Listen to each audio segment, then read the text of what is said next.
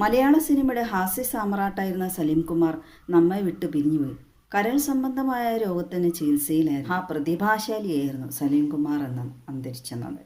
സിനിമയിൽ കാലെടുത്ത് വെച്ചത് മുതൽ ജൻസിയുടെ വരെ തരംഗമായിരുന്നു സലീം കുമാർ എന്ന ഹാസ്യ സമ്രാട്ട്.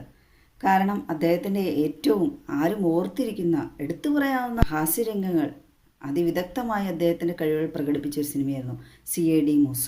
ആ സിനിമയിൽ വണ്ടിയിൽ നിന്ന് തെറിച്ചു പോകുമ്പോൾ ദിലീപ് ചോദിക്കുന്നുണ്ട്, നീ എവിടെ പോയതാ? ഞാനൊരു ചായ കുടിക്കാം. അപ്പോൾ ഇന്ന് വെള്ളിയാഴ്ചയാ. അങ്ങനെ പറഞ്ഞാലും തീരില്ലാത്ത ഡയലോഗുകളാണ് അദ്ദേഹത്തിന് ഓർമ്മ. കാണാൻ ലുക്കില്ലെന്നേ ഉള്ളൂ, ഭയങ്കര ബുദ്ധിയാണ്. ഇങ്ങനെ തുടങ്ങി മനസ്സിൽ തങ്ങി നിൽക്കുന്ന കുറേ ഡയലോഗുകൾ. പ്രത്യേകിച്ച് CID മൂസയിലെ പേരില്ലാത്ത ആ ഭ്രാന്തൻ കഥാപാത്രമാണ് കൂടുതലും തങ്ങി നിൽക്കുന്നത് മനസ്സിൽ.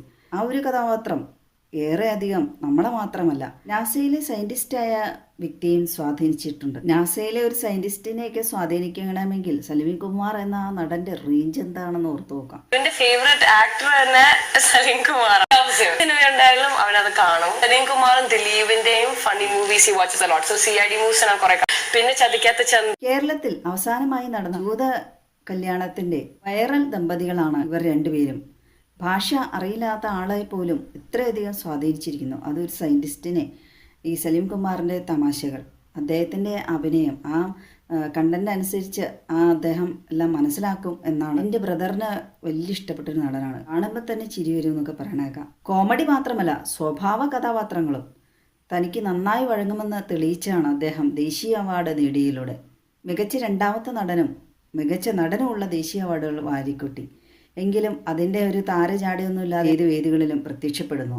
സലീം കുമാർ തമാശകളിൽ കൂടി പറയുന്നത് ഏറെ ചിന്തിപ്പിക്കുന്ന കാര്യങ്ങളും കൂടി ആയിരിക്കും പ്രസംഗങ്ങളിലൊക്കെ. അദ്ദേഹം പറഞ്ഞ ഞാനിപ്പോഴും ഓർക്കുന്നു ഒരു പ്രസംഗത്തിൽ, നിങ്ങളുടെ തലമുറ എന്താണ് കണ്ടുപിടിച്ചത്? എവിടെ നല്ല ചായ കിട്ടും, എവിടെ നല്ല കടി കിട്ടും എന്നുള്ളതൊക്കെയല്ലേ. പക്ഷേ ഇപ്പോൾ നിങ്ങൾ ഉപയോഗിക്കുന്ന ആധുനിക പല വിദ്യകളും ഉപകരണങ്ങളും ഞങ്ങളുടെ തലമുറയിലെ ആൾക്കാർ കണ്ടുപിടിച്ചതാണെന്ന്. സോഷ്യൽ മീഡിയയിൽ പല കണ്ടുപിടുത്തങ്ങളും നടത്തിയെന്ന് പറയുന്നു.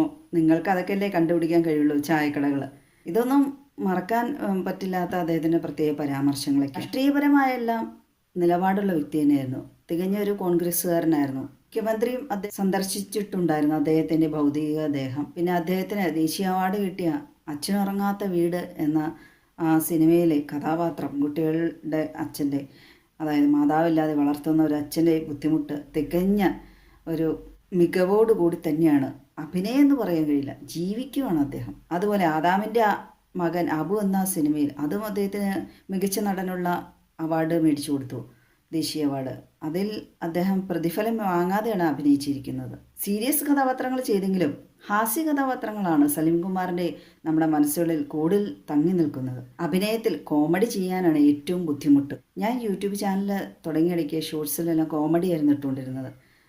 അത് കൈകാര്യം ചെയ്ത ഒരാളായതുകൊണ്ട് എനിക്ക് അതിൻ്റെ ബുദ്ധിമുട്ടറിയാം.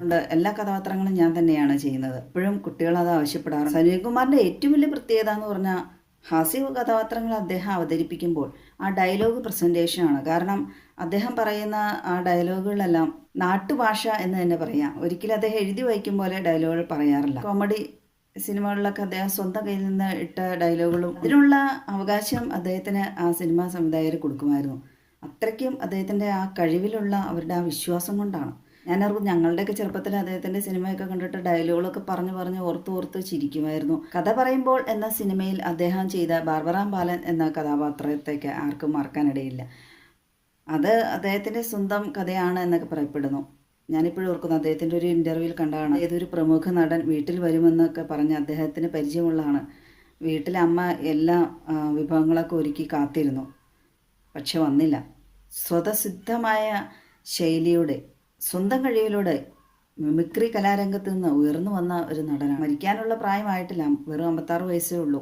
ആരോഗ്യത്തോടെ ജീവിച്ചിരുന്നെങ്കിൽ ഇനിയും ഏറെക്കുറെ കഥാപാത്രങ്ങൾ ചെയ്തു തീർക്കേണ്ട ആളായിരുന്നിരിക്കാം. ചിരിയുടെ രാജകുമാരൻ എന്ന് തന്നെ പറയും. മലയാള സിനിമയ്ക്ക് വലിയൊരു നഷ്ടം തന്നെയാണ് അദ്ദേഹത്തിൻ്റെ ദേഹവിയോഗം. അദ്ദേഹത്തിൻ്റെ മരണത്തെ തുടർന്ന് എടുത്ത വീഡിയോ ആണെങ്കിലും ഓരോ വീഡിയോയിലും ചിരി വരുന്നത് അദ്ദേഹത്തിൻ്റെ ഹാസ്യ കഥാപാത്രങ്ങളും ആ ഡയലോഗുകളൊക്കെ ഓർക്കുമ്പോൾ സ്വമേധയാ ചിരിച്ചു പോകുന്നതാണ്. അദ്ദേഹത്തിൻ്റെ ദേഹം മാത്രമേ നമ്മളെല്ലാം വിട്ടുപോയിട്ടുള്ളൂ. അദ്ദേഹത്തിൻ്റെ ആ ജീവിക്കുന്ന കഥാപാത്രങ്ങൾ സിനിമയിലൂടെ നമ്മുടെ മനസ്സിലെ ഓർമ്മകളിലൂടെ എല്ലാം അദ്ദേഹം ജീവിച്ചുകൊണ്ടേയിരിക്കുന്നു.